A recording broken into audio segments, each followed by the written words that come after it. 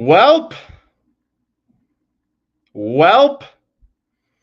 It's the season finale of Between the Pipes. Certainly not the show that I wanted to do tonight, that you all wanted to listen to and watch tonight on our Altitude Sports Radio digital channels. We are live on Twitter, on Twitch, on YouTube, and we are on terrestrial radio. We are on Altitude Sports Radio, AM 950. It is Between the Pipes. It is just me, at least for now. Mark Springer, Alex Ryan-Emmy might be along in a few. It turns out, we were finding out a lot this season that doing these shows on remote locations and relying on the internet is very difficult. Fortunately, I am at my humble abode here this evening, here on this Saturday night, just before 9:30, and the Avalanche season is over. It looked good. I was optimistic, and I can tell. I got the comments up here on our Streamlabs.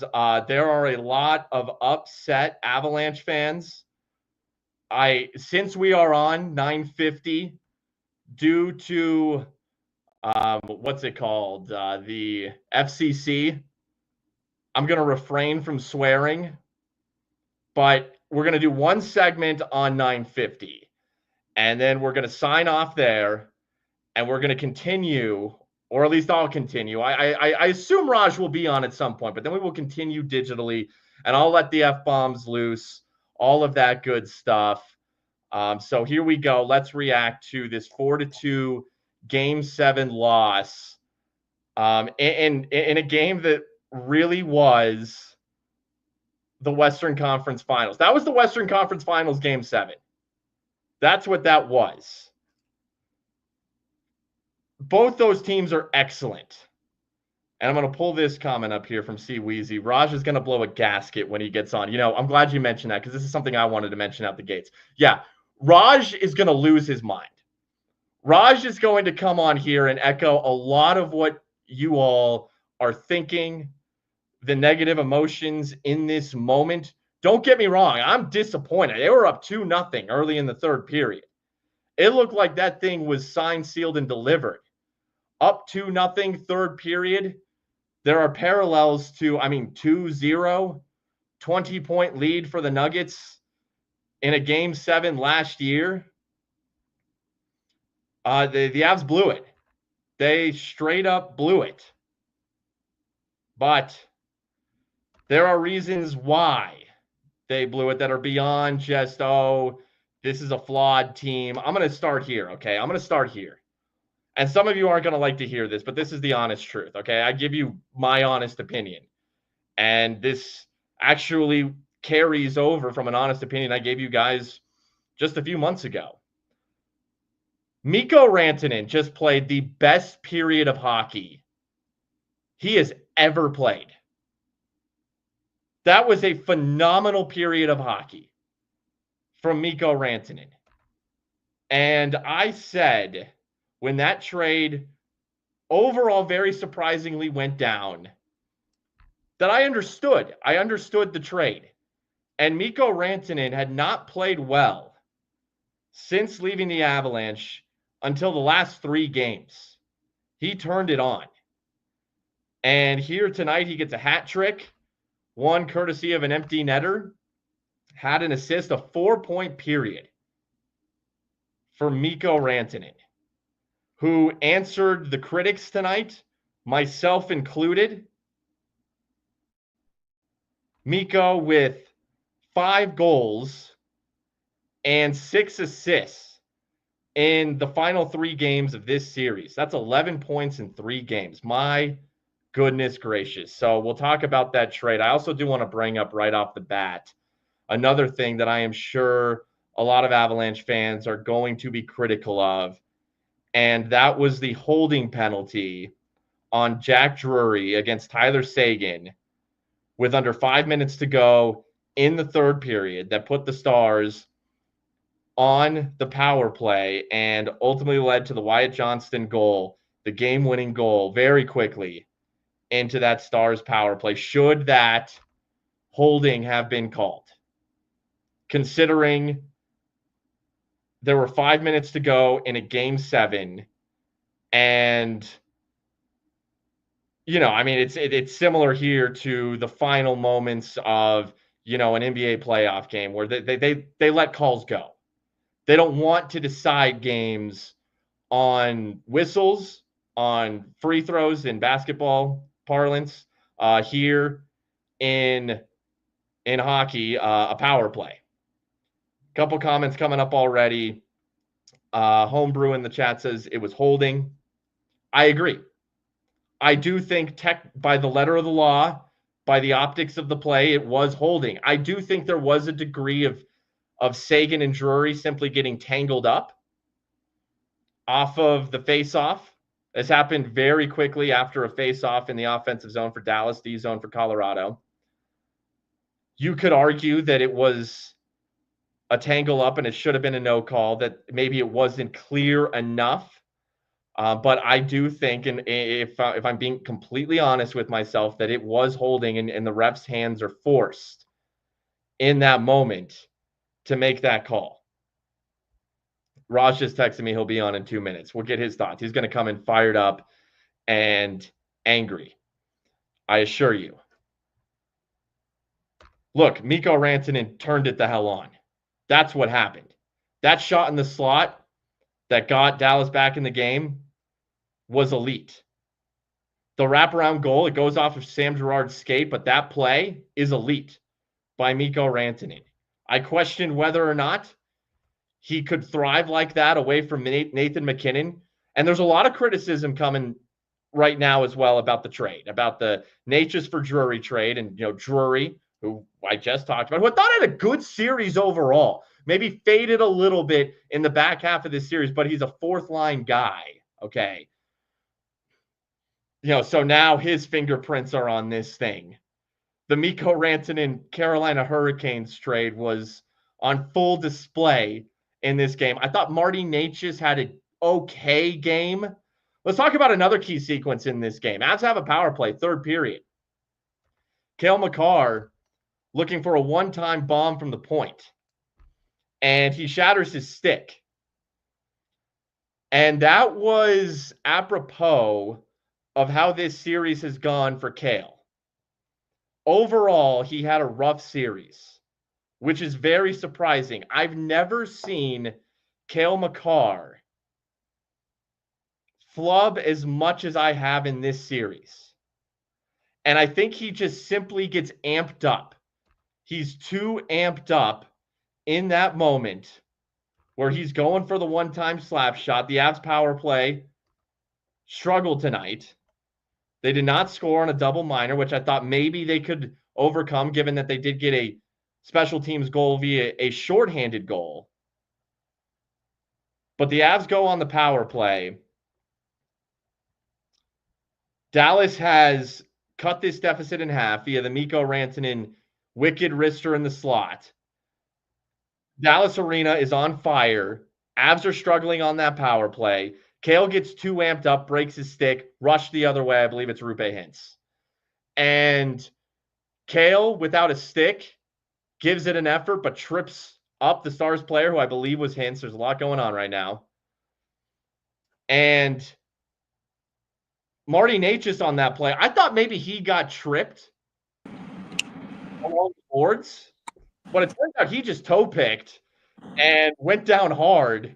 And I thought he hurt his wrist on that play. So an awkward moment for Necas, who wasn't overly effective in this game. And here tonight, we see the Rantanen trade come back to bite the Avs, although we will debate whether or not that was still a good move. I was okay with it at the time. And Raj, as he joins us from a parking lot in downtown Denver. Raj, you got me? Yeah, I got you, buddy. Look, let's not forget that they traded him to the Eastern Conference. That was one of the reasons I liked this trade. And it's almost as if Mikko Rantanen, I think he knew that Carolina was not a true contender, but a team like Dallas was. Remember, he had like 4 teams on his list that he really wanted to go to. And he threw a temper tantrum in Carolina. He got the team, and you know what? He was right.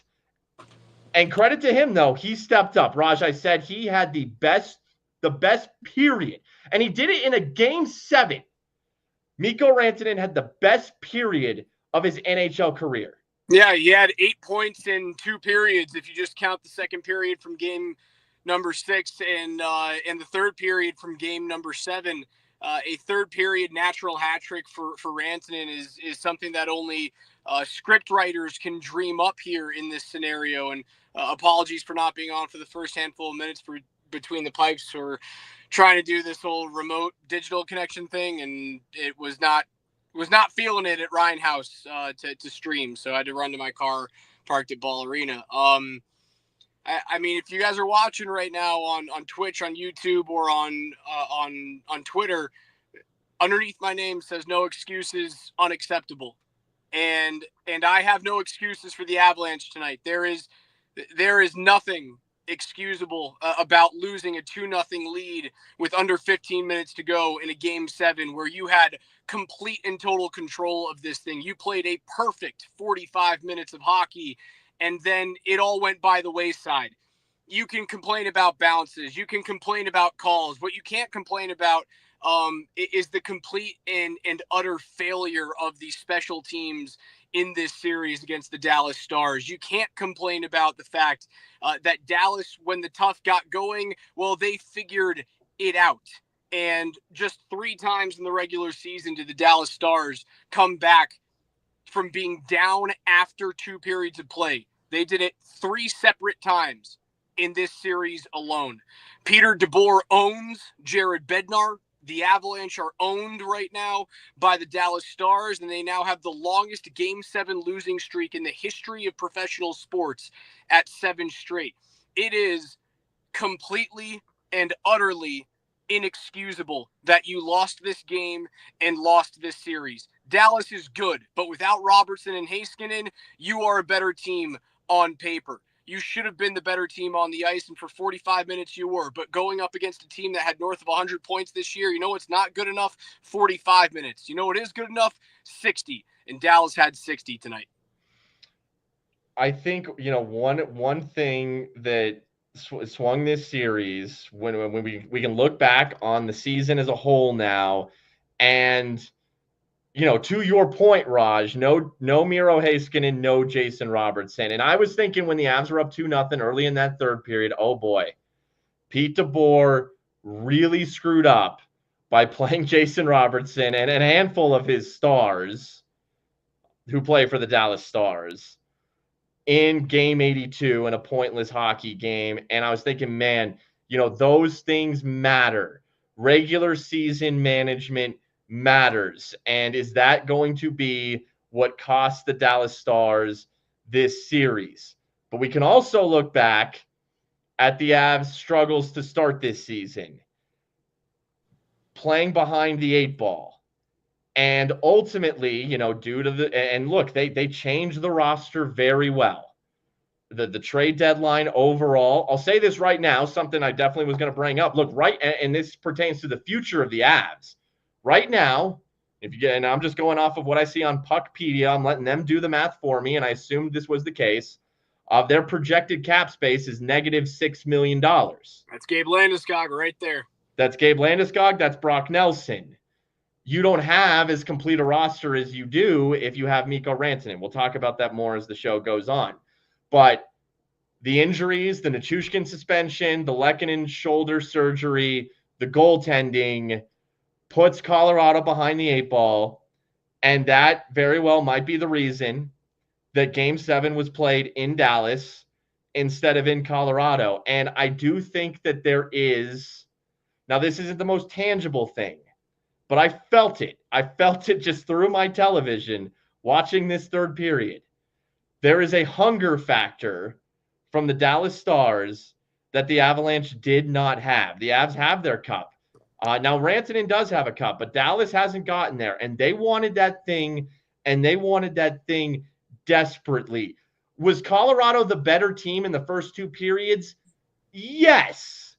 but I do think that Dallas was right there with them. It's funny, I'm watching on ESPN tonight, and after the second period, they go to intermission, and it's Steve Levy, it's PK Subban, and Mark Messier. And Subban says, look, I think Dallas has been the better team so far. And Messier kind of scoffs. Levy laughs a little bit. And Levy's like, Dallas didn't have a shot on goal for 10 straight minutes there. But Subban said, look, they're playing very physical, though. And they were. And you should beat them without Robertson and Heiskanen. But my gosh, that team, they played extremely well. They are winning the Cup, Raj. The Dallas Stars are going to win the Stanley Cup. Yeah, if Robertson and Heiskanen come back, I don't see a team in the West that beats them. I do believe that this was your Western Conference final. I still believe that there are no excuses for the Avalanche. And you mentioned they never quit, right? There's always that physicality that when you were up 2-0, I went, there's way too much time left in this game. I needed a third to ensure that thing was over. I think I looked at Andy Lindahl and I went, there is not a lead that I think is safe in this hockey game for the Avalanche. And I think it comes down to coaching. I do.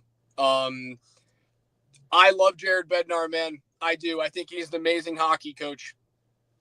I still firmly believe I think he's a top 5 coach in the league right now. His teams don't perform in clutch time. It's just as simple as that. They do not perform in clutch time. You can look back to the 2022 Stanley Cup championship run. Name me a time where they were ever up against the wall. It never happened. They swept Nashville. They had Does Bednar get no credit for that? What? Even though his back wasn't up against the wall. No, no. He certainly gets credit for it. And that's why I preface all of this by saying I do think he is a top 5 coach in the league right now.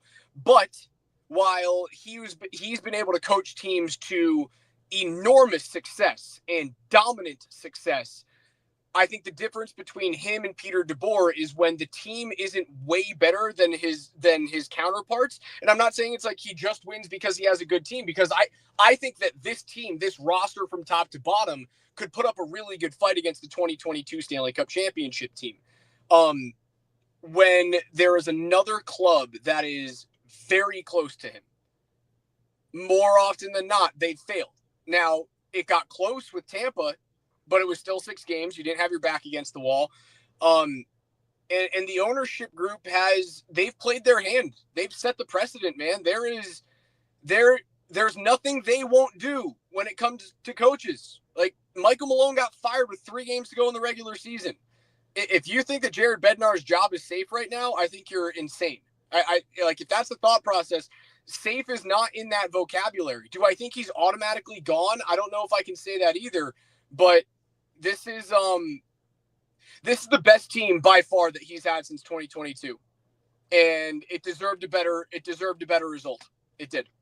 Okay, I'll talk about lineup decisions or changes that I didn't necessarily call for these, but to me, they were potential natural decisions that a coach could have made. So I will frame these as criticisms, but I mean, who knows? I couldn't tell you for sure if this would have made a difference. Raj, you know that I had been a proponent of putting Nichushkin on power play 1 instead of Lehkonen. They did not do that. They flirted with it, I think, in games, but they took him back off. I was a proponent also of going McKinnon, Nichushkin, Landeskog. They stuck with McKinnon, Lehkonen, Necas. They did at the end, I want to say it was the end of the first period, they had an offensive zone draw, and they put Landeskog up on the top. They put Landeskog up with McKinnon and Necas. Somewhat of a vote of confidence in Marty Necas. I think Nichushkin did not blend well overall with Nelson, and oh my gosh, why am I spacing right now? Who's on the second line? Landy. You don't think he blended well? That was the best line they had all season or all series. It wasn't even close. That was the best 5-on-5 line in the series for either team. It was good, but I thought the top line struggled. I thought McKinnon, Lehkonen, Necas struggled. They did.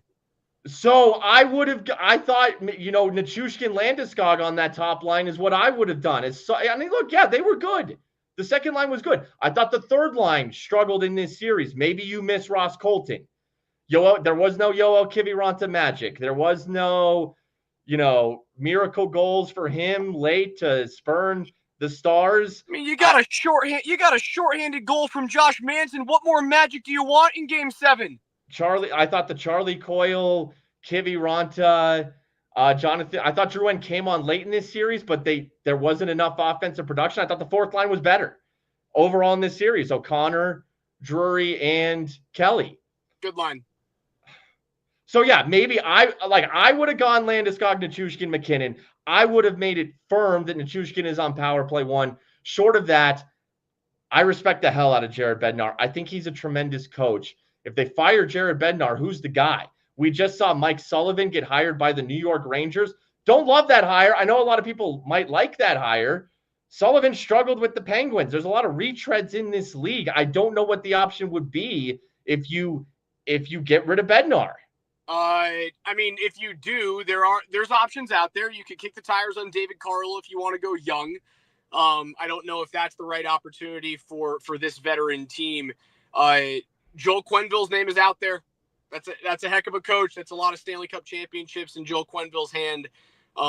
He'd be out there if they decide to go in a different direction. Rick Tocchet is out there, as he's not going to return to the Vancouver Canucks. I suppose you could look at Bruce Boudreau, a guy like that. That is a retread, but I mean, if they do decide to go in a different direction, my answer would be Joel Quenneville. That's my guy. I don't know if they're going to do it. I need the weekend to figure out whether or not I think Bedsy stays here in Colorado, or whether or not I want him to stay here in Colorado. Again, I don't like getting rid of good things. I think that's the reason why when the Avs traded Rantanen, I went, I get it, I understand, but he's still an elite player. And how many times did I have to say, like, sure, is he a little bit of a McKinnon merchant? Yeah, but the dude had 8 points in his final 2 games against you. And that's a Hall of Fame player. People are like, oh, are you sure he's a Hall of Famer? Tell me he's not a Hall of Famer now. Tell me he's not. I dare you. I'm at a loss right now, man. Like, it's too good of a team to have not advanced. And while I do think this should have been the West Final, and it was the West Final, had this happened 2 series from right now, I'd still be this upset. Had this actually happened in the West Final, I would still be this upset. It's a tough night. Yeah, Mikko Rantanen was tremendous. It was the absolute best version of himself. Raj, what did you think of the holding call on Jack Drury? It was 100%. He bear hugged him to the ice. If Avs fans want to complain about that call, you need to. I almost swore, but I know we're on 9:50 a.m. for at least another 7 minutes, so I'll hold that for another 10 or 15 minutes. It's a penalty. Jack Drury bear hugged Tyler Seguin down to the ice. It's a penalty. It sucks. And it comes at a really bad time. You can't tackle someone from behind in the game of hockey. Can't do it. I thought maybe there was a degree of tangle up, but ultimately I do think it is Drury pulling him down. I think it is the right call. I do. So now let's look back on the Mikko trade. And look, Raj, they would have had to pay him at least $12 million. So that's just south of $3 million bump in the salary cap for next season. You're not going to be able to be as deep lines 1 through 4 if you have Mikko Rantanen. What is different if they pay Mikko Rantanen? Granted, it might have been more than 12 at the time. I don't know. We don't know. These are unanswered questions. He wanted, the story is he wanted $14 million. And it's funny, he played like a $14 million player tonight. He ultimately signs for 12 with Dallas. And one thing I did say is, because I didn't know if he was going to sign that extension in the regular season, I thought maybe he'd hold out, especially with how he was behaving in Carolina, that he would hold out to the offseason when there could be more of a true bidding war for him. And I had said that, look, even if Mikko plays poorly in the regular season, his money will be earned based off of his playoff performance when it matters the most and on a national stage when even more people are watching. and even more eyeballs are on it, and it doesn't get lost in, some random, what would be 6 p.m. Mountain, 7 p.m. Central starts against the Nashville Predators where nobody gives a damn. Had he held out, had he not signed that $12 million per deal with the Stars, he might have just made himself $14 million per tonight. Yeah, I mean, I still think I make the trade. Not knowing if he was going to re-sign, I still think I make the trade because I do believe that, like, even though they lose in the first round, I think they became a better hockey team. They lose in the first round because of Mikko Rantanen. But again, you didn't trade him to the Stars. That happens because he gets dealt from Carolina. That's something that I don't think you could have foreseen as the front office. I firmly believe they were a better hockey team because of the trade. I firmly believe that they were able to get to Game 7 and have a 2-goal lead with 14 minutes to go in Game 7 against this Dallas team that just bullied them out of the playoffs the last 2 years. Because of the trade, they got deeper down the middle. They were more defensively sound. That fourth line was good. You were able to bring in Mackenzie Blackwood. And I know that happens before the Rantanen trade. I do believe they were a better team because of it. Now, Dallas is also a really damn good hockey team. That's the issue. I think it's an incomplete grade so far. It will be complete at the end of the offseason. When we get through free agency, when we get through what Gabe Landeskog is going to be for 82 games next year, I still think I make the trade. Now, the interesting thing with the Dallas Stars and Mikko Rantanen will be, well, can you actually get it done now? Can you be who I think you are, who Spring thinks you are, and is a team that's going to represent the Western Conference in the Stanley Cup final? DeBoer's amazing in Game 7s. He's never won the big one. He's never gotten it done, ever. And that's still a very large hurdle to get over. They'll be my favorite to get out of the West. But yeah, dude, I still make the trade. I still do it. It gave you more flexibility, and you didn't have flexibility prior to that. And that was the big thing that I couldn't stand about the Nuggets. And lo and behold, they get to the second round, and the Avs don't. I'm gonna tie a couple things together here. Here's something I was thinking after the game. I wish I had all my computer tabs. Sure, sure. And even now, I'm sorry. I'm so locked into, like, there's things I want to pull up, like, different web pages, but tough for me to do that right now. And we'll do a full, postseason recap show here in a handful of days. Spring and I'll, choose a day coming up next week to really post-mortem this thing and then look at the off season when we got some time to research some numbers for you guys. Sure. And I'm not, looking on my phone. So this is off the top of my head. I apologize, everyone. Yeah, no. It's understood. And same for me, essentially, even though I have a little more resources available to me. I want to tie a couple things together. Something I was thinking at the end of this game, because Mikko goes off and now it's going to be, oh my gosh, as we've talked about, should they have made the trade? And I want to tie this actually to, something that I talked about before this series and even continue to bring up as this series had gone along. And I brought it up. I think the last I brought it up was after the Game 5 loss in Dallas, the decision not to play Gabe Landeskog from Game 1. And if that would have changed, it cost you the series. It cost you the series. Let's just litigate the hell out of this thing. I mean, we will. Even if some people are like, no, that wasn't a reason why. It cost you the series. Now, but we don't know 100% why Gabe didn't play from Game 1. Now, I was of the belief, after watching him play with the Colorado Eagles, that he was ready to go for Game 1. And yes, they managed his minutes in his first game, which was Game 3, but he looked solid. And then he played well throughout. So you can look back on this thing based on how he looked in his AHL games and how he looked in this series and the fact that he'd been ramping it up in practice. All the signs pointed to before this series, and we called for it, Raj and I did, for him to play in Game 1, and they now kind of point to it even more after this series that he was ready to play from Game 1. We don't know, though, exactly why they didn't choose to play him in Game 1. I will be shocked if it was to save it for the hometown pop. I cannot imagine that the thought process from the coaching staff and the organization, as some, Avs fans wanted, oh no, you save him for game 3 so that, the return is the best at home. No, and I said this from the start, the goal is to win every single game. Now, they won game 1 without him. Do they win game 2 with him? If he had debuted in game 1, that's an overtime game, and then his minutes are upped in game 2.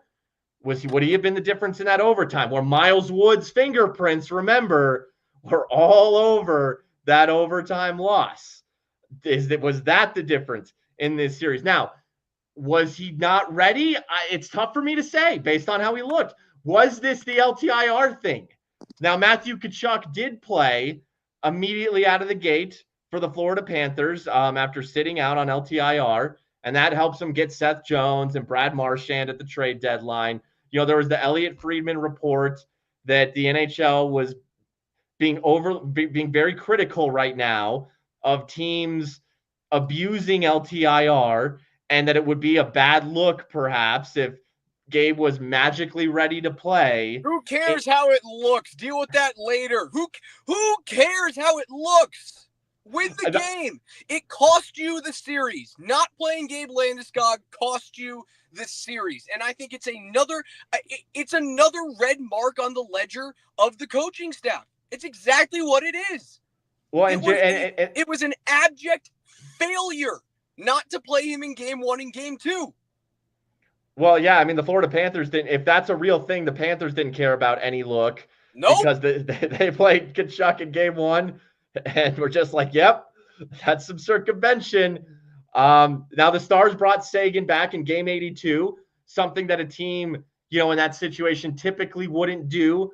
So that's some evidence that maybe that was a real thing, that teams were saying, oh, hey, we're not circumventing. Here's Seguin in game 82. See? So I don't know. These are just theories, and we don't know for sure. But here's another, and then this is where I want to tie it to the Mikko Rantanen trade. And maybe this is more ammo to where Gabe was ready for game 1. Do you think that part of the reasoning in deciding to trade Mikko Rantanen was even back when they made the trade? I need to pull the date up. Early February, late January, something like that. Even as far back as then, they knew or had a strong inclination that Landeskog was going to play in the playoffs. And not only maybe was he going to play in the playoffs, but he could play beyond this season. And that was another reason why the Avs said, we can't even afford $12 million for Mikko if Gabe's back in the playoffs and playing beyond the playoffs. Yeah, there's certainly a thought process going into it, is that the move was simply made because of future cap considerations. You're going to have to pay Cale Makar next offseason. Like you have to do that. And Cale gets whatever number he gets. And he did struggle this postseason. He struggled in this series. I'm assuming we're going to hear about like a broken hand from Cale Makar at some point tonight or tomorrow. With that taped up wrist and taped up bottom hand. He wasn't himself. And when he's not himself, the Avs aren't as dangerous as they can possibly be. I wonder if they saw that situation and went, well, if he comes back, I don't know if you're choosing between those two players because the delta between the money is far too big, Spring, but you would be choosing between him and a $3 million raise or a $4 million raise for Cale Makar and another player. So if it's Landeskog plus the Cale raise plus a bottom 6 player, then sure, maybe that's the decision that Chris McFarland made. Again, I think it comes down to, we'll postmortem this in a couple of days. And this will be the last thing I say before we wave goodbye to our Altitude Sports Radio AM 950 listeners. This will be the last thing that I say before we shoo them off. They changed everything, and they got better. And Mackenzie Blackwood seems to be the answer. And I thought he was excellent in this series. He had a couple of bad games, but I thought he was really good. I thought he was good enough to get you to a win. So you change the goaltending. You changed the grit aspect, the size aspect as much as you possibly could. And it still wasn't good enough. Are the Avs done with making changes if it still isn't good enough? I'd be shocked if they are. If you guys are listening on Altitude Sports Radio AM 950, we are going to send you guys into break right now, but we will continue on Twitch, on Twitter, on YouTube for another half hour. So turn off your radio, head over to Twitter or to YouTube, just search Altitude Sports Radio, and we'll continue. Spring? All right. Thank you to KJ Granderson producing tonight's Avs game back at the studios and the first part of Between the Pipes. We're back on streaming. I'm going to give there's some delays here maybe between us and what's getting back to KJ at the studios. I'm going to give this a second. I'm going to hope that KJ has potted us down on AM 950 where the FCC has rules. And now that we are on the wild, wild west that is known as the internet, Raj, fuck, dude. Fuck. Fuck! Like, I can't believe what I watched tonight. I watched a 40-minute masterclass in how to play a road playoff game. Perfection, managing pucks, playing with intensity, not puckering up. American Airlines Arena was silent. You could hear a freaking pin drop, Spring. And one penalty. You take one penalty and you crumble. Absolutely. You don't even take the penalty. You give up one 5-on-5 goal to Mikko Rantanen and you fold like a freaking paper crane. It was unacceptable to me. Unacceptable. When you were the better team, you played better. You were stronger. Mackenzie Blackwood looked unbeatable. And because one goal goes in, one goal, the roof blows off, you pucker the hell up. Ryan Lindgren gets turned around on a 1-on-2 against Mikko Rantanen and turns the wrong direction.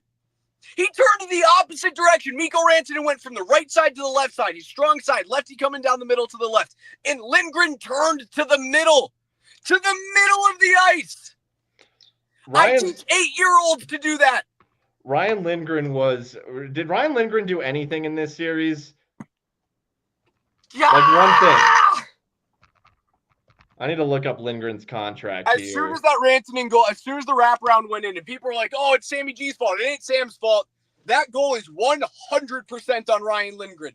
Sam was trying to go clean up his mess and a bounce goes off his foot. Sure. It was unlucky, man. That goal was not Sam Girard's fault. That goal 100% is on Ryan Lindgren because he turns the wrong direction and he had so much space. He had so much space in the neutral zone. The gap was horrible. The turn was even worse. And as soon as the wraparound went in, I looked at Andy Lindo and I went, that's it. That's it. That's the game. Game over. That's it. And it was. Ryan Lindgren, a UFA this offseason. They didn't give up much to get him, right? Whatever. Look, the Avalanche got done in by an avalanche. Once the snowball started to build, it got out of control. And the Avs had absolutely I don't know. I'll be honest though, Raj. I don't know if any team, even without Robertson and Heiskanen, which is crazy. But seriously, I have no problem tipping my cap to the Stars. They played very well even without those two players. But I honestly, I don't know if any team in the NHL would have been able to push back once Mikko scored that. I mean, that's a beautiful slot shot. Somebody's in the area, but he put that in the absolute perfect space to beat Blackwood, who I thought was good tonight. Like, Blackwood has his best save of the night was a sliding split save moving left to right, cut off the low opening. It might have been Dodonov. but he cut off the opening, and I looked at that save from Blackwood, and or it might not have even been a save, but the way he closed it off, nonetheless. I looked at that, the movement, the fluidness of Mackenzie Blackwood. That is exactly why he plays in this series over Scott Wedgwood. Remember, that was a topic people tried to force into existence before this series started because Wedgie did play well down the stretch.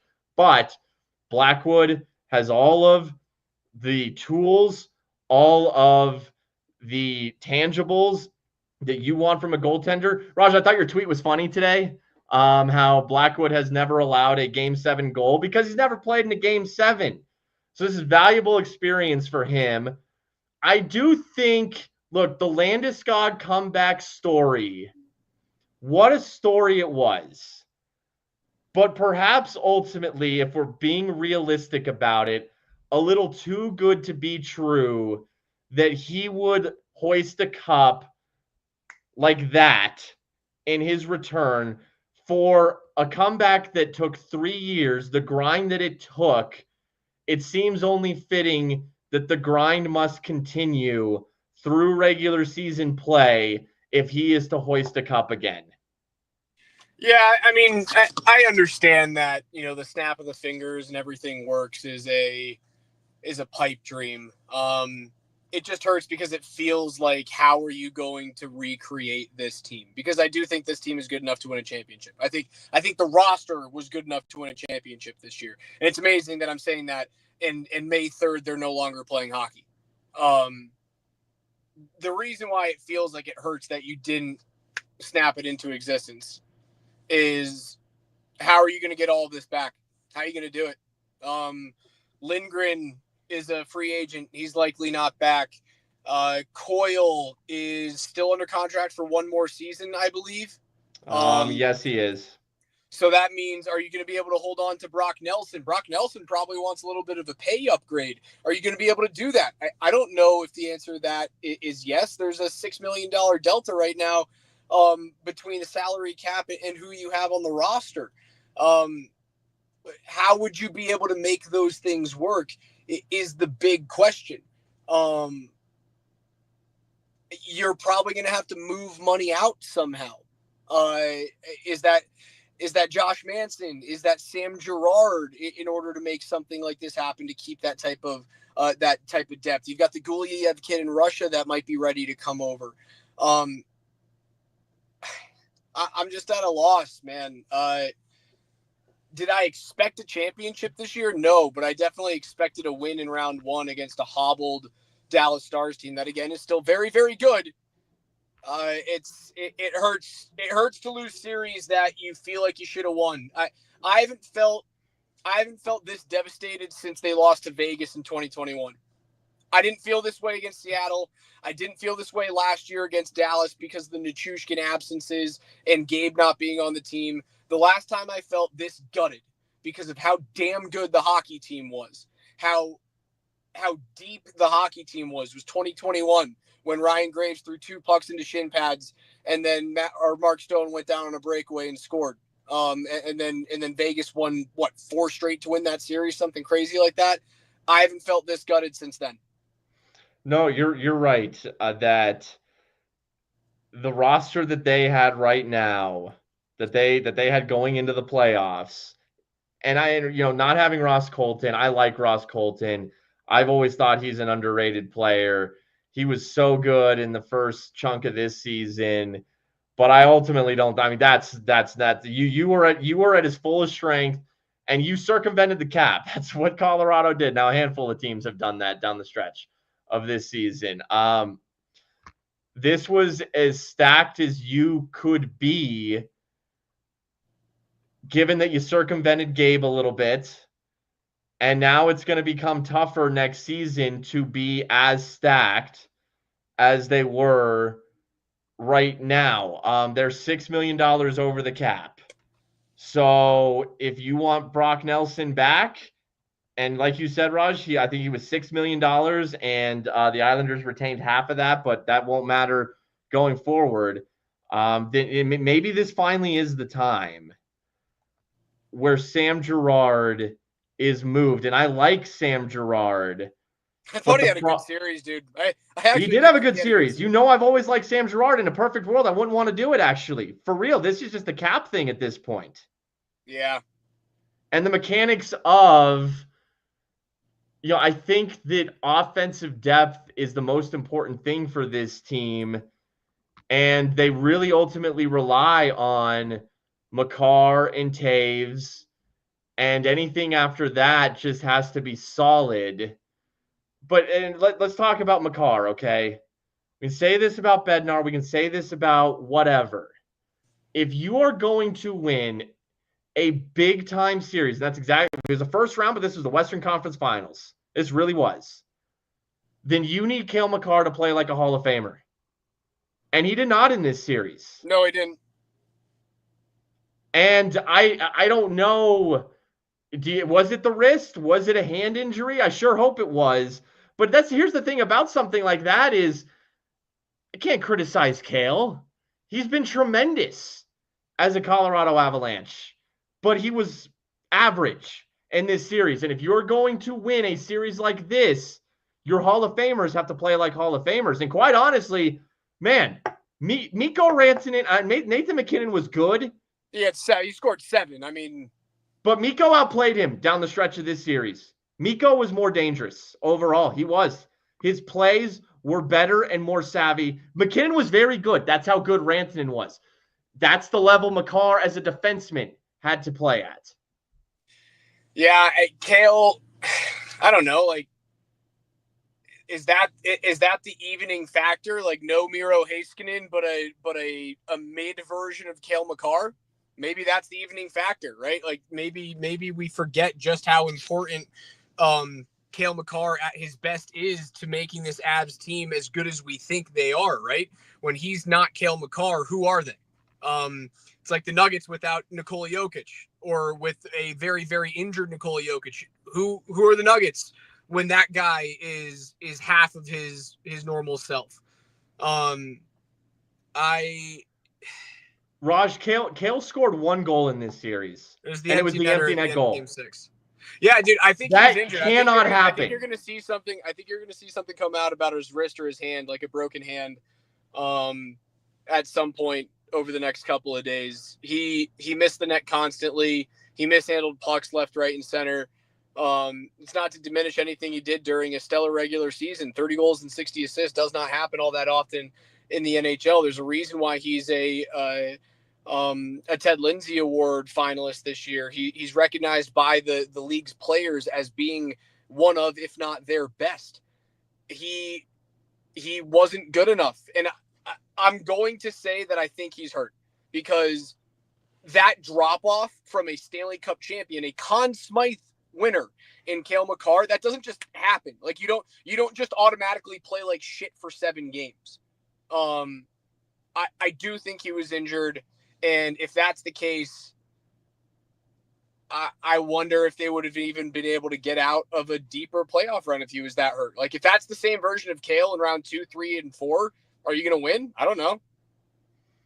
Okay. But he has to be hurt for me to be okay with that. If he's not hurt and he just didn't show up, that's concerning. It is concerning, but he's, I've viewed Cale is like as a Jokic type player, just can do no wrong and is so smooth and is so good and is so reliable that I never would have expected a series like that out of him. And I've said all season long, and he's going to win the Norris Trophy, and part of that was his improved, and I say improved, he'd always been good, but he took it to a veteran level, to an adult level. His defensive play this year, I thought was maybe is that where the wrist gets hurt? Maybe, that's your defenseman. You're trying to play that more physical brand of hockey, really play that two-way game. Is that where something, and that's the dangers, that's the pitfalls. We've seen Cale, who is not he's grown into his adult body now, but he's not the biggest. He's not Thomas Harley. He's not Cody Ceci or Lyubushkin. Gosh, what a big defensive core. What size they have back there. But the benefit of Cale Makar is that offensive spark, the production offensively that he gives you. And when that doesn't exist, and it's assists, but it's goal scoring. It's goal scoring. And if that's not there, that does you in. You almost no Robertson, no Heiskanen, one empty net goal from Makar, like that's it. No. You cannot have it. Yeah, and I mean, I do have to look at the rest. If I'm upset about Bednar and I'm upset about Cale and stuff like that, Ray Bennett and Nolan Pratt. Nolan Pratt, your PK didn't get big stops, but they had nearly as many goals as your power play did. So I'll give you the check mark there, Prater. The PK I thought was fine. It was not great. It was fine. But they had offensive punch to it, and it kept you alive, and it was the reason why you had a 2-0 lead, right? Like, Logan O'Connor's a freak. Ray Bennett, like, if you're not gonna make a change with the entire coaching staff, Ray Bennett needs to go. That you cannot have the amount of talent that they have on that power play and it look as fucking worthless as it did this entire series, as panicked as it did this entire series, as lost as it was this entire series, where DeBoer just threw the same thing at you and you never really changed. Yeah. Ray Bennett's power play is broken. It's not being fixed. And I think if ownership gives Bednar the ability to go change your coaching staff and we'll still hang on to you, I think he needs to do it. No, there is absolutely no doubt that the power play was shit in this series. Just pure, unadulterated shit in this series. I didn't hate the Rantanen trade at the time, but then when I watched the next couple games after the Rantanen trade, one thing that did stand out to me was, the one area where they're really going to miss Mikko Rantanen, I didn't think it would really be 5-on-5. I didn't. I thought it was going to be on the power play. I don't think they have solved the right wing, the left-handed shot on the power play. I don't think that they have that left-handed shot. Maybe it'll ultimately be Gabe, but gosh, Gabe is so good when he's primarily net front. I don't think Nichushkin, Lehkonen, or Drouin can play over there. Do you think maybe because Necas is a right-handed shot and he has 1 year left on his deal, is there a world where they can flip Necas for an equivalent left-handed shot who would be more dangerous on the right-hand side? Because I'm telling you, Raj, there was no threat at all on the right wing from the Avs power play in this series. And quite honestly, once Mikko Rantanen left this team, and I know that even with Rantanen on the right wing, it got a little stale, but damn, at least Rantanen was, and you're probably not going to find anyone that elite at one-timers or any sort of unique play on the right-hand side, but they don't have it on this team right now. And two more things I've talked about, McKinnon not unleashing slap shots, one-timers on the left side. That didn't really change at all. That's something that I would just talk to Nate and be like, man, like this is what we're going to do. And maybe Cale's wrist, not enough set up one-time bombs from the point from Cale on the power play. Cale was much more of a puck mover or weak wristers that were missing. And look at the slap shot where he breaks his stick, doesn't even connect. He did give it an effort there. That's what he was going for. But there was not enough of those. Maybe it's because he hadn't fired one of those things in a hot second. I don't remember a lot of Cale Makar one-time bomb setups from the point in this series. And the one that finally stands out, he whiffs on like he plays for the Colorado Rockies, and boom, the other way go the Stars. And Cale commits the penalty that really, is the beginning of the end. It unravels the game. The broken stick unraveled the game. Unraveled it. Those are my power play things. You got to get better on the right wing. McKinnon's got to start firing more one-timers on the left side like he used to. And maybe it's a Makar wrist thing, but they are not setting up bombs from the point at all. I'm devastated, man. I got another thing for you, okay? So a couple things I've seen in the chat. You know, we talked about Brock Nelson and someone in the chat, and can they bring back Brock Nelson given that there's $6 million over the cap right now, and that's exactly what Nelson's making, and he's probably going to want a little more than $6 million. But who knows? We'll see. Have they solved – what'd you think of Nelson? Did they solve 2C? Because another commenter brought up Kadri. And has that been what's missing? Middlestat, I liked Nelson. I told you I thought the second line was far and away the best line that the Avs had in the series. Well, let me ask you this though. Let me put it to you this way: did Brock Nelson play as well as Nazem Kadri did? No. For the Avs? No. But Naz had. Everyone's reminding themselves about the 2022 Cup run that Nazem Kadri had. He's never been the same player. But he's also playing for a team that Naz has had some good games with Calgary, but nobody notices because it's Calgary. Well, yeah, but also look at the other seasons that he played with Colorado. Find me the other 87-point season. You can't. Someone in the chat said Kadri had a career year this year. I'm going to pull up Kadri's stats this year. What did he have this year? I feel like he had a good year. I think he scored 30. I do think he scored 30. But no one else 35, which was a career high. 32 assists, which was not. Now he had 59 assists with the Avs. Look, that when you got all that talent around you. Yeah. 59 assists. Only 32 assists. If you're hoping for 87 points out of your second line center, you're asking for a pipe dream, man. But 35 goals for Kadri this year, and he's 3 years older at 34 years old. That's a 35 goals. That's a good season, man. And it's funny because Kadri's making, I think he's making like $7 million, and Nelson was making, now granted, the Avs were only paying him $3 million. That's another thing here, is they were only paying him $3 million. Brock Nelson. Nelson was way better than what's his face was. Middlestat. I wasn't even close. Oh, for sure. I liked Brock Nelson. I thought he fit very well. I thought he brought a level of physicality and size to the middle of the ice. I liked him. I thought he was exactly the player that they got from New York. I thought he was the same Brock Nelson that I watched with the Islanders.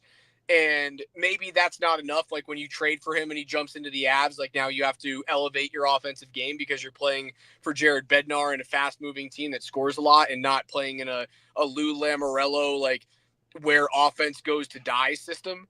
So I guess you could want more from him, but I do think that they fixed it with him. Now I don't know if they can keep it. It's impossible for them to keep that. And unfortunately, you moved on from your 2C of the future to do this. I'm thinking about it right now, and I'm just going to go what we saw in this playoff series to what we saw in 22 in the playoffs, and obviously that went beyond one series. It went 4. And in order to keep him, Spring, and this is what I think is it's really hard to root for, but Dallas has a lot of vets that have taken cuts to stay with that team. Like Matt Duchene, perhaps. Like Matt Duchene. And Matt Duchene's coming off of 3 straight 30-goal seasons, and he's playing significantly below market value. Matt Duchene played for $3 million this year. And he scored, it's his 3rd straight year of 30 goals. Dude. A 30-goal scorer in this league makes north of $6 million. So what you know what's crazy is Matt Duchene, when he went to Ottawa, when he went to Nashville, he saw. I'll just call a spade. He sucked. And, man, has he been a bargain and then some for Dallas. I thought he was noticeable tonight. He's bigger than I remember him being. His size was noticeable. Yeah, you get Matt Duchene paying at that clip for $3 million. Oh my goodness! You need guys to take some discounts, baby, and it's not just little discounts. You need guys to take discounts to play in Colorado. Sure, and I do want to circle back to if you're to keep Nelson, and I'm not sure And this actually brings me to an interesting one. This crossed my mind like 10 minutes ago. I'll bring it up because, again, I'm going to litigate. I'm going to bring up every possible what if. That's what I'm going to do. I don't care if anyone thinks like, oh, that's ridiculous. I don't care. I'm bringing it up. But real quick first, if you're to bring back Nelson, maybe it does mean, you got to move on from Girard or Manson. And I just want to address that again because we touched on it for a second, but I had said Girard, and I want to say my reasoning why. Look, overall, and look, shout out to Josh Manson for the shorthanded goal tonight. And he has shown an ability in his Avs career to be able to pinch forward and occupy that slot and get in deeper, something we didn't really see like a Ryan Lindgren do. He's not that type of player who, is also a physical defenseman like Manson is. But Manson has that ability. I do like overall, I like Girard as more of a player than Manson. But given the size factor, that's where I think you're keeping Manson instead of Girard because they need size. And if they don't have a Manson, I don't know what size they have. And Josh struggled during the regular season mightily. Like, I thought Josh Manson was hitting his career wall during the regular season. In the postseason, man, Josh Manson was exactly who I wanted him to be and who I needed him to be and who he was in 2022. There's something about Josh Manson in the playoffs that he turns it on. So therefore, he is worth it to me to stay. Even though, like, there were times where I wanted to tear my eyeballs out this year watching him play regular season hockey, where it was slow. He was late to read offensive zone pinches and then giving up 2-on-1s. He was flat-footed with his ass stuck against the wall on the offensive blue line when he was trying to hold pucks in when it seemed like it was just a chip play that could get by him. I didn't see any of that in the postseason. Like, I thought he was great in this series. I thought Josh Manson was a really, really good defender in this series. So I do agree with you. If it comes down to the two of them, one, you can get more for Girard, younger, cost controllable. Puck mover is still in vogue in the league right now, even though the Avs do need to continue to get bigger on the blue line. There are teams that need to move pucks that are too slow from the blue line. You might be able to get something back for him, whether it's an actual player back for him or players/draft picks so that you can flip those to either draft his replacement or trade for another guy to be his replacement. I do that. But again, you've got Gulyayev coming over, man. That guy's a stud. I'd like to see him get a chance next year in camp. Okay, so a couple things here, and it'll lead me into my hypothetical, which you might find ridiculous, but I'm saying it anyways because I don't give a fuck, all right? And I was going to mention this a few minutes ago, the 2022 team to this team, and that's been a debate down the stretch of this season. With how stacked this team is, 2022 team's better. Yep. 2022, that's how good. We don't appreciate how good that team was, and a lot of it was Kadri. I thought Gabe played well, very well in this series. He did ultimately just score one goal in this series. Gabe was a freaking beast, even with the shredded knee in his prime in that cup run. Nichushkin was surprisingly not as aggressive and down the stretch as well of the regular season. That's not the choo-choo train that I've seen in recent vintage. And certainly we've talked about Kale, and Kale was so much better in 22. Blackwood was good. I can't say any sort of significantly better than Kemper. That 22 team, and that's where I look at Nas. And like as good as Nelson is, and obviously they had Mikko, man, what a special team 2022 was. Okay, but speaking of special, now this is ridiculous, okay? It wouldn't have happened. But I'm going to bring it up because I don't give a damn. What if they traded for Sidney Crosby? I mean, anytime Sidney Crosby can be a member of the Avalanche, I'm going to say yes to it. I think the people saying, hey, the cup window is over are fucking idiots. Think about the Pittsburgh Penguins when they won. They won in 2008, right? So they won 4 years into Sidney Crosby's tenure. He came into the league in 2004. They found a way to get it done. it took another 9 years for them to win a Stanley Cup championship. 9 years. You are only now, it'll be 4 full seasons removed by the time that we get to this postseason point next year. You're only 4 years removed from that Stanley Cup run, and your players are still in the vast middle of their prime. So I don't think the window is closed, but this era might be closed now that Mikko's gone, and who knows what's happening with the coaching staff. This era might be closed. It might just be part for the MacKinnon-Makar era 2.0. I still think they're going to have, many years of contending. I thought they were a true contender this year. I expect them to be a contender next year, man. I'm seeing in the chat, what assets do the Avs have to trade for Crosby? And then that's it kind of. They don't have anything anymore, baby. Well, Cal Ritchie would have been a great piece. They traded him for Brock Nelson, and I assume that. Look, man, do you think? How do you think Sidney's enjoying watching this from his couch? What is he doing? While Ovi's going to the second round of the playoffs for the first time since they won a cup all those years ago now. But I like Brock Nelson, but Kadri brought a little special. There was just a little, some fire, some special that he brought. Now, Sidney Crosby is a better player, of course, than Nazem Kadri, but he brings that special too.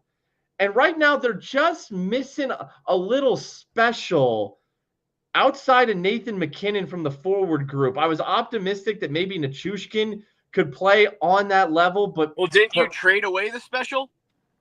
And Mikko Rantanen, yes. But here's the difference between Crosby and Rantanen. Because, Mikko was the special, but Mikko's now making $12 million. Crosby's $8.7 million. That Crosby's... And in the hockey terms, that's significantly cheaper than Rantanen. So you do get special, and you get it for cheaper. But, I mean, they do have the goalie, Ilya Nabokov. Now that Blackwood is your guy on like a 5-year deal, the Penguins could be interested in Nabokov. That's a good point. So there's a way to get to me, that's a dream scenario because they're missing some special. Sid's wasting away playing golf right now, sitting on a beach in Cancun. He should have been. I'm sure he was watching his good friend Nathan MacKinnon tonight. I hope the thought came over him of like, I should be out there helping him. I could have helped. I thought Brock Nelson was good. I would have been able to hold a third period lead by 2 goals with 15 minutes to go. Sid would have helped with that. And I know some people think I'm crazy for bringing this up and harping on this. Not. Anything to take away the pain. Yeah, and it's a match made in heaven too. It really is. Boy, would that be something if you could just, have a roster next year where your forward group includes, and hey, there's your left-handed shot. There's that left-handed shot I was talking about. Sidney Crosby, flip Natchez. You don't even have to trade Natchez to Pittsburgh. You can trade Natchez elsewhere for assets and then trade those assets to Pittsburgh. Almost like a 3-team trade. There's so many things that could happen, man. I can't believe this happened again, man. I can't believe this happened. That, like, would this have felt better had the Avs been down 2-0 and lost 4-2 with an empty netter? Had they been down 2-0 going into the third, and then they came back and let's say it was 2-1 and then 3-1, and then they score to make it 3-2, and then Dallas ends it with an empty netter to make it 4-2. But like, you were never really in control of the game. Would it feel better right now? I want to think it would feel better because they had it it was over. The game was fucking over. It was over. No, I get what you're saying, and I don't disagree. But like if the Avs were down, if the Avs were like never really, if kind of like the last game in Dallas, even though there were a couple fluke goals, hey, Colorado gets a couple fluke goals. The fluke goals actually, they even out in this series. That's a non-factor. But Colorado was down 3-0 in that game. They come back, make it 3-2. In Dallas, I don't like the Malinsky call, the refs, whatever in this series. But Dallas, like if you're saying the game was like that, and it's like, hey, it was kind of always over. But then I think people are even more like, Dude, this team didn't even show up in a game 7. They showed up tonight. Dallas is a damn good team, and they clutched up, and then Mikko Rantanen proved me wrong and played the best goddamn hockey of his life. I mean, superstar level. I don't know, man. Sometimes it almost feels like this was the way it was supposed to go. Like the story's going to be about Landeskog. I tip my cap to Mikko Rantanen. He made the story about himself. He proved all the doubters, including myself, wrong. He was tremendous. What happens next, man? Well, we've thrown out a bunch of possible scenarios already. I think Sam or Josh is gone because they're over the cap. On Monday, does Bednar have a job? If it was up to me, yes. But knowing how pro sports work, no. I think I feel the same way. I feel this. But again, I feel the same way. I adore Jared Bednar. When he's so thoughtful when he talks to the media. I mentioned how I think that Jared Bednar helped Nathan MacKinnon mature. Oh, of course he did. I love his hair. He's got to cut his hair. The reason why they keep losing is because he's got the stupid long hair and he needs to go back to the high and tight. Look, man, haircut Jokic.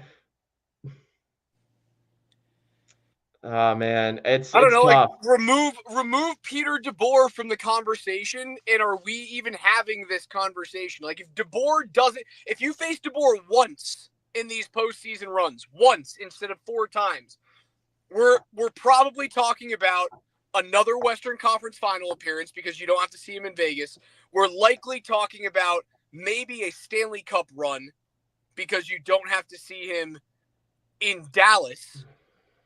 And you might be talking about another run this year where who knows what was going to happen after this. But, like, if you remove DeBoer from the equation, what are the Avs under Jared Bednar? That they're a team that has gotten bounced in the first round, the second round in terms of the cup windows. I'm not throwing in like the first year against Nashville. Like, that doesn't count. San Jose the next year, they forced Game 7 in the second round. They upset the 1-seeded Flames. But again, that's on the climb. When I look at this era, the Bednar era, to me the only truly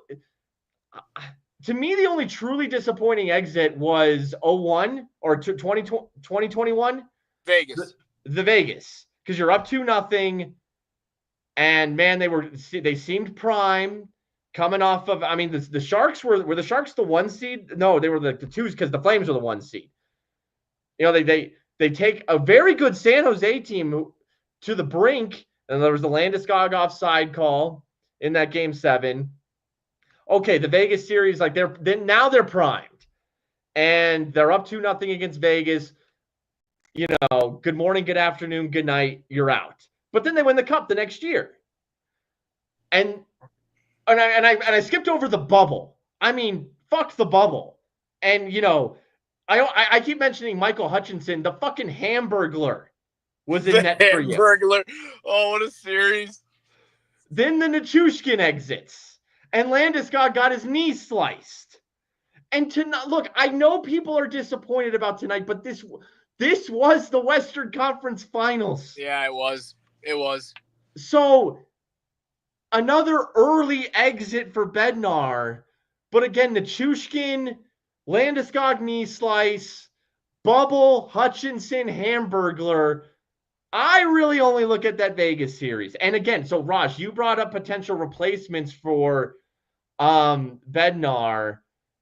You mentioned Joel Quenneville, Rick Tocchet. I like those coaches.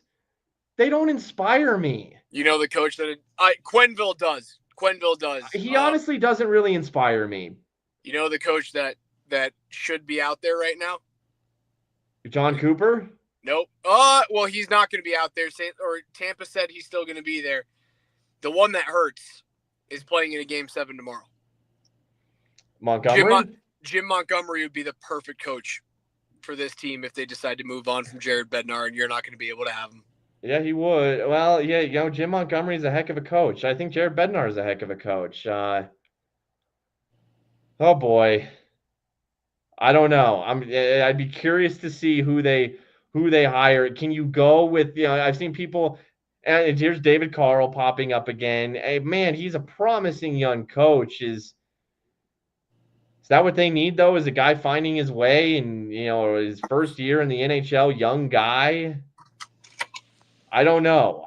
I don't know if that's the answer. I do think it has to be a more experienced coach, but I don't love the experienced options out there. You like Tocchet? I do like Rick Tocchet. And I think that this Avs group is better than the Canucks group. And what Tocchet did last year with Vancouver was damn impressive. Came back down to earth. Granted, there was some infighting there in Vancouver. I do like Tocchet. But it just, again, it doesn't inspire me. But look, I trust the organization. I do. Whatever they decide to do, I trust it. Yeah, I don't know what they're gonna do, man. Had the Cronkies not fired Calvin Booth and Michael Malone with 3 games to go in the regular season, I would have gone Bednar's safe. But now all that gets thrown out the window because they've set a precedent. I don't know, man. I don't know what they're gonna do. I don't know what I want to do. I think that's why I need some time. I need a couple of days to get my head around this before we do a true post-mortem on this season and on this team. It just hurts, man. That's a good team. I really like that team. I still love that coach, but it just feels like it's so much. It feels like it's so much. John Tortorella. Oh boy. You want to get gritty? You want to get mean? Well, and look, that's a name that, oh boy, does this team need that actually? Do they need someone? Because the other, like Quenneville and Tocchet, they'd be somewhat Bednar-esque in terms of their demeanor. But Tortorella, that's a whole 180. It's a complete 180. And there were times in this series where it felt like maybe they needed to just be more physical and just go north-south more instead of the pretty passing, the passing up shots. By and large, that was a thing in this series, was fixed a little in Game 6. It's tougher to do it in a Game 7 on the road. It really is. Things tighten up, and Dallas is such a physical team. Yeah, you're changing the makeup of the roster at that point a little too if you bring in Tortorella. Then, like, a Sam Girard is absolutely gone because you got to get more physical. That's interesting. Tortorella is very interesting. There's a good comment in there. Torts and Mac will either be magic or a complete abject disaster. Yeah, we'll have to see what the Avs do if they decide to make changes come Monday. So it's not the same bloody Monday that we saw last year. At least the Nuggets get through, but the Avs, yet again, they fall to the Dallas Stars. Spring, we will find a time to truly go after this thing and go into the cap and potential free agents from other teams and trades and stuff like that. We'll do that at some point this coming week. But as always, I want to say thank you to all of you guys who've been with us the whole season, whether it's been on our few shows on 92.5 and 950 or here digitally the entire season. This has been our 7th year of doing Between the Pipes together. It's been amazing. 7 full seasons or 8 full seasons, I think, now that Spring and I have done this. Whatever the first year was after the 48-point season was when Spring and I started this thing. And you guys have been an amazing community to do it with. So thank you so much from the bottom of my heart. And I'm sure I speak for Spring when I say that we love you guys and thank you so much. Yeah, even everyone who hates us in the chat, and it's only a small handful of you. We love you too. No, seriously, like the listeners, the support. It means everything. It's so much fun. I love this show. I love this gig. It's a privilege to talk with all of you and to talk about that. And I was thinking about privilege and honor this morning. You know, no matter what would have happened tonight. I mean, this team has Nathan MacKinnon and Cale Makar. It's just an absolute joy. You know, things could be so much worse. The fact that we all, and I appreciate all of you. I appreciate the hell out of getting to watch Nathan MacKinnon and Cale Makar damn near night in and night out. Is an absolute treat. I love this team. Raj and I are from here. We're Colorado kids. And so it's just the fact that this is what this team has become, and we're doing this, and you all are along for this journey, and we're along for it with you. It's the best. So I can't wait for what's next. Without a doubt. This won't be the last time that you guys hear from Spring and I this week again. We will announce like a post-mortem podcast that Spring and I will do this from the comfort of our own homes and screens in front of us. So I've got salary cap tables and free agents and trades and stuff like that. So we will go over this whole thing. I'm sure that when we do that, we will have the entire gambit of news and knowledge in terms of who is healthy, who is not. If the coaching staff is still here by the time we do that show. So that'll be a lot of fun. But Spring, I appreciate you, brother. I love you. Guys, thank you. Guys and girls, thank you so much for listening. We're going to get out of here. For Spring, I'm Raj. This is Between the Pipes, year number 8. And unfortunately, it ends yet again prematurely. Hopefully it's better next year. See you guys.